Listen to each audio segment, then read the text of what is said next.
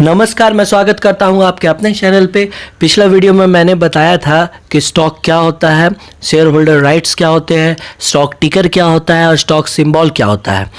ये part second है जिसमें मैं बताऊंगा कि कैपिटल कैसे गेन करते हैं और डिविडेंड क्या होती है। ये stock market investing for beginners का सेकेंड पार्ट है। अगर आपने फर्स्ट पार्ट नहीं देखा है तो फर्स्ट पार्ट देखिए। ये 7 या 8 पार्ट के वीडियो का सीरीज है, इसे प्लीज़ देखिए। अगर आप स्टॉक मार्केट में कुछ भी नहीं जानते हैं तो इससे बहुत कुछ सीख जाएंगे। चलिए इसे बताते हैं। सबसे पहले कैपिटल गेन। कैपिटल गेन क्या होता है, कैपिटल गेन करते कैसे हैं?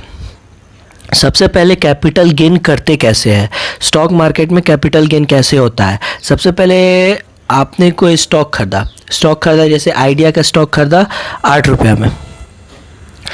कल को इसका आइडिया का स्टॉक का शेयर का प्राइस 9 रुपया हो गया, तो ये हुआ आपका 1 रुपया प्रॉफिट। तो ऐसे गेन होता है जब आप कोई स्टॉक खरीदते हैं, अगर वो बढ़ जाए, price of the underlining stock increase, जो भी आप स्टॉक खरीदे हैं उसका अगर प्राइस इंक्रीज होता है तो आप गेन कीजिएगा। Price of the underlining stock decrease होगा तब आप लॉस कीजिएगा। कैपिटल गेन ये होता है। ये बात करें जब इन्वेस्टमेंट का, जब आप कोई स्टॉक खरीदते हैं, जब वो 2 या 3 दिन रहे या 1 साल रहे या 10 साल रहे, जब वो आप कभी भी बेचें, जब भी वो स्टॉक का प्राइस बढ़ा हुआ रहेगा तो आप कैपिटल गेन कीजिएगा, वो घटा हुआ रहेगा तो आप कैपिटल लॉस कीजिएगा। लेकिन आप सेल करके भी बाई कर सकते हैं। जैसे आइडिया का शेयर अभी 8 है, ये आइडिया का शेयर आज 7 पे आ गया, आपने इसे सेल किया और ये 7 पे आ गया। यहाँ पे आप पहले सेल कर रहे हैं उसके बाद बाई कर रहे हैं, तो ये इंक्रीज, आपका 1 रुपया डिक्रीज हुआ क्योंकि आपने सेल किया था, तो यहाँ पे भी आपने प्रॉफिट किया, गेन। ये होता है ट्रेडिंग के लिए, ये खाली 1 डे के लिए होता है। आप इसे कल बेचना चाहेंगे तो ये नहीं बेचाता। ये अगर आपने इसे आज बेचा है तो आपको आज ही बाई करना पड़ेगा, मार्केट एंड होने से पहले। इंडियन मार्केट के हिसाब से 3:30 से पहले आपको इसको सेल करना पड़ेगा। ये हुआ कैपिटल गेन की बात। उसी तरह कैपिटल लॉस होता है। अगर price of the underlining stock decrease हो जाएगा तो आपको कैपिटल का लॉस हो जाएगा। आपका अगर स्टॉक का प्राइस अगर डिक्रीज हो जाता है तो आपको लॉस होता है। ये होता है कैपिटल लॉस। फिर बात करते हैं कैपिटल गेन टैक्सेस की। अगर आप कोई भी स्टॉक खरीदते हैं उस पर आपको प्रॉफिट हो या लॉस हो, आपको कुछ टैक्स देने पड़ते हैं। सबसे पहले जो टैक्स लगता है वो होता है ब्रोकरेज टैक्स लगता है आपको। ब्रोकरेज, सबसे पहले आपको जो टैक्स देना पड़ता है वो होता है ब्रोकरेज टैक्स, जो कि डिफरेंट ब्रोकर के द्वारा होता है। इंडिया में बात करें तो काफ़ी ब्रोकर है, जैसे angel broking, Motilal Oswal, Upstox, Cashbox, ये सब काफ़ी जो ब्रोकर है। आप अपने हिसाब से ब्रोकर चूज़ कर सकते हैं। सारे ब्रोकर के अलग अलग बेनिफिट्स है और किसी किसी का लॉस है।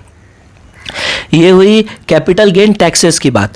उसके बाद इसमें लगता है STT टैक्स, जिसको हम लोग सर्विस ट्रांजैक्शन टैक्स बोलते हैं, वो लगते हैं। वो डिफरेंट ब्रोकर के हिसाब से लगते हैं। फिर कुछ टैक्सेस जो कि फिक्स रहते हैं और कोई भी ब्रोकर है सब में सेम रहते हैं। वो टैक्सेस जैसे कि आपका स्टाम्प ड्यूटी हो गया, सेबी टैक्सेस हो गया, जो कि हर 1 करोड़ ट्रांजैक्शन में 5 रुपीज़ आपको लगता है। ये रही कुछ कैपिटल गेन टैक्सेस की बात। फिर डिविडेंड क्या होता है? डिविडेंड होता है an amount of a company's profit that the company pay to the people who own the stocks in the company. ये डिविडेंड ये अमाउंट होता है जो कि कंपनी का प्रॉफिट का, मतलब कि जब भी आप कोई स्टॉक खरीदते हैं उसका हिस्सेदारी, कंपनी अपना प्रॉफिट का कुछ हिस्सा जब स्टॉक होल्डर्स को देती है तो उसे डिविडेंड बोलते हैं। ये डिविडेंड कंपलसरी नहीं होता है कि सारा कंपनी दे, ये कंपनी पे डिपेंड करता है। कौन डिसाइड करता है कि डिविडेंड दे या ना दे? ये कंपनी का बोर्ड ऑफ डायरेक्टर डिसाइड करता है। जब वो प्रॉफिट में कंपनी रहता है तब बोर्ड ऑफ डायरेक्टर डिसाइड करता है कि डिविडेंड दे या नहीं दे, और दे तो कितना डिविडेंड दे और कितना डिविडेंड नहीं दे। ये डिसाइड पूरे के पूरे बोर्ड ऑफ डायरेक्टर करते हैं। ये माना जाता है कि जो कंपनी स्ट्रॉन्ग कंपनी होती है वो कंपनी ज़्यादा डिविडेंड प्रोवाइड करती है in comparison to the loss company. जो कंपनी वीक कंपनी रहती है, जो कंपनी लॉस में रहती है, वो कंपनी कम डिविडेंड देती है, और जो कंपनी स्ट्रॉन्ग रहती है वो कंपनी ज़्यादा डिविडेंड प्रोवाइड करती है। लेकिन ये हमेशा नहीं होता है कि जो कंपनी ज़्यादा अच्छा है तो डिविडेंड वही ज़्यादा प्रोवाइड। डिविडेंड किस हिसाब से दिया जाता है? कंपनी डिविडेंड प्रोवाइड करती है डिविडेंड पर शेयर के हिसाब से या डिविडेंड यील्ड परसेंटेज के हिसाब से। वो अपने परसेंटेज के हिसाब से आपको दे सकती है कि इतना % डिविडेंड दे, या वो शेयर के प्राइस के हिसाब से डिविडेंड प्रोवाइड कर सकती है। माना जाता है कि मोर स्टेबल कंपनी मोर डिविडेंड और हायर ग्रोथ लेस डिविडेंड। इसको इस चीज़ से समझते हैं जैसे कोई कंपनी ए है और कोई कंपनी बी है। कंपनी ए 6% आपको डिविडेंड प्रोवाइड कर रही है, कंपनी बी आपको 1% डिविडेंड प्रोवाइड कर रही है या डिविडेंड नहीं प्रोवाइड कर रही है। तो जो ज़्यादा स्टेबल कंपनी, जैसे कंपनी ए स्टेबल कंपनी है इसलिए वो 6% डिविडेंड अपने शेयर होल्डर्स को वो प्रोवाइड कर रही है, लेकिन higher growth company less dividend provide करती है। वो कैसे कि लेकिन कंपनी आपको जो सालाना ग्रोथ दिया वो ग्रोथ आपको माने 7% दिया, मानिए कि वो 7% ही आपको ग्रोथ दिया, लेकिन जो कंपनी बी है इन कंपेरिजन वो एक साल में आपको 30% आपको रिटर्न दे दिया। तो ज़्यादा अच्छा कंपनी कौन हुआ? ज़्यादा अच्छा कंपनी बी हुआ, क्योंकि वो आपको डिविडेंड नहीं देने के बाद भी आपका जो अमाउंट का जो प्रॉफिट था वो इंक्रीज़ कर दिया। तो आप ज़्यादा अर्न बी से कर पाइएगा ना कि ए से कर पाइएगा। तो वो ऐसा क्यों हुआ कि वो डिविडेंड प्रोवाइड नहीं किया? क्योंकि कंपनी बी अपना डिविडेंड प्रोवाइड करने के बजाय वो अपने बिजनेस को एक्सपेंड करने में वही पैसा लगा दिया।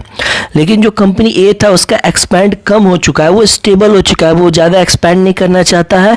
अब वो ज़्यादा अपने बिजनेस को बढ़ा रहा है, बिजनेस को उसी में बढ़ा रहा है, वो स्टेबल है। तो जो ज़्यादा स्टेबल कंपनी रहती है वो ज़्यादा डिविडेंड प्रोवाइड करती है। जो हायर ग्रोथ, जो ग्रोथ करना चाहती है, एक्सपेंड कर रही है और अपने बिजनेस को बढ़ा रही है, वो लेस डिविडेंड प्रोवाइड करती है। दोनों कंपनी काफ़ी अच्छा होती है। जो डिविडेंड प्रोवाइड करे या ना करे ये उस पर डिपेंड करता है। हाँ, ये होता है कि अगर कोई कंपनी आपको ग्रोथ भी अच्छा दे रही है और डिविडेंड भी प्रोवाइड कर रही है तो वो आपके लिए एक बेनिफिट रहता है। तो ये हुई डिविडेंड की बात। इसमें हमने जाना कि स्टॉक गेन क्या होता है और डिविडेंड क्या होता है। इसी के साथ अगर आपको ये कोर्स अच्छा लग रहा है तो चैनल को सब्सक्राइब कीजिए, वीडियो को लाइक कीजिए और कमेंट कीजिए अगर आपको इसमें कोई डाउट है तो। Thank you.